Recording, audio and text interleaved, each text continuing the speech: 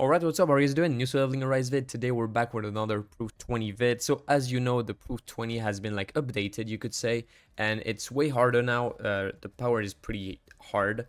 It's only like 1.7 million, but there's two flames, and for some reason, yeah, it's pretty rough. Overall, the Ogre that we're gonna do today is way easier than Bestie that I covered yesterday. So if you haven't seen that vid, make sure you do check it. We're gonna have 3 parts in this vid, as always. So the build, a little like tips and tricks for the actual boss, and then the full run at the end, as always. Before this video starts, as always, make sure you support me on the Marvel Creator program. I have 5 codes right now. I'm sending them every day, so if you're not supporting yet, make sure you do so. The link is in the description. I would greatly appreciate it. And as always, a big shout out to my top supporters: Monarch, Reen, Luani, Imba, Ento, Shiro, Moneymax, Chuzo, Fambat, and Deathbringer. I appreciate you guys a lot. Let's get into the vid. Alright, so now onto the setup. So I went with the wind setup. I tried the light one. It's really like worse.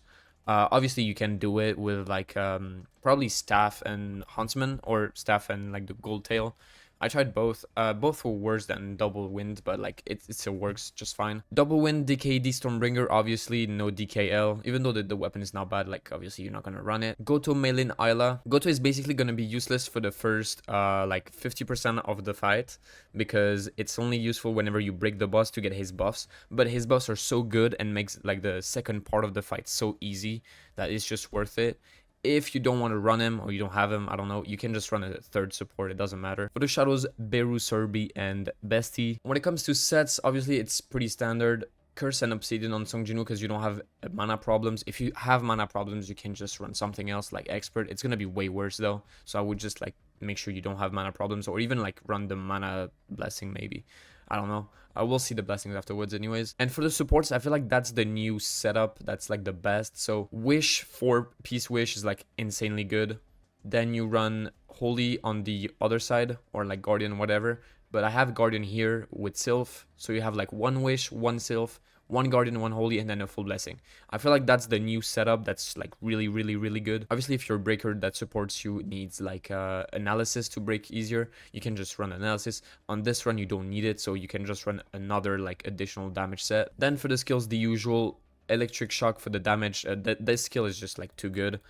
And then vacuum wave, obviously. And for the QTEs, overshadow for the damage, and thunderstorm again for the damage. That skill just does like a lot of damage. You just gotta be sure you have the cooldown ready whenever you break the boss, because it's gonna be like when it does the most damage. For the blessings, you need to run swiftness like 100%, because you need to dodge a lot because the boss attacks a lot. And then the usual, you run sharp perception, reawakening, and then I run 200 points in intelligence to have even lower cooldowns.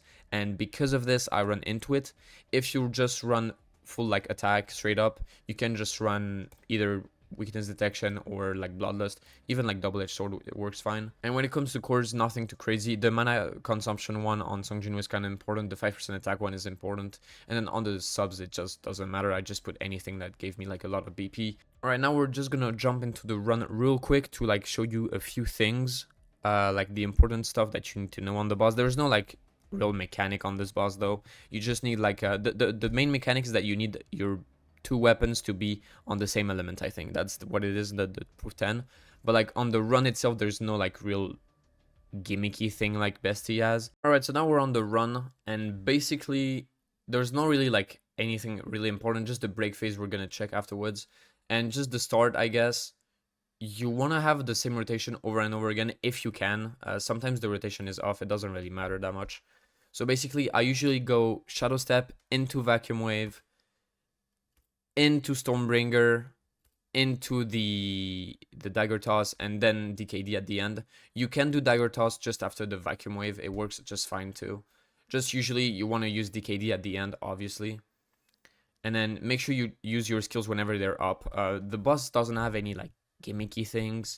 You just like have to go straight damage non-stop. So you just, whenever you have a cooldown that's up, you just use your skill. Same for the DKD, same for everything. And you just keep going. The break phase triggers between like 60 and 50%. I'm not sure anymore. But basically, when you're around that, make sure you just like have your break skill available. Goto alone is not going to break, so you really need your break skill. The break skill alone breaks though, so you don't need to have like both together. Alright, so as you can see, the break happens whenever you're below 60%. You can use your remnant power to break him. I just didn't think about it, and I just had my skill up anyways, doesn't matter. But you can also use that. You just have to like spawn him before the break gauge actually happens, otherwise you're gonna be fucked. And basically, yeah, you just go and break him, and whenever you break, make sure you actually use your thunderstorm, because it's gonna deal a lot of damage. Like here you can see my thunderstorm just does like, yeah, a shit ton of damage, like 7% almost. And then you just go back with the damage non-stop, and basically that's the whole run. It's pretty easy, really. So I don't think there's anything else I need to tell you guys. I will now leave you with the full run. I appreciate you guys a lot for watching. As always, if you enjoyed it, make sure you drop a like, comment, and subscribe to the channel. We're on our way to the 7K subs, so make sure you do so. I will see you guys in my next one. See ya.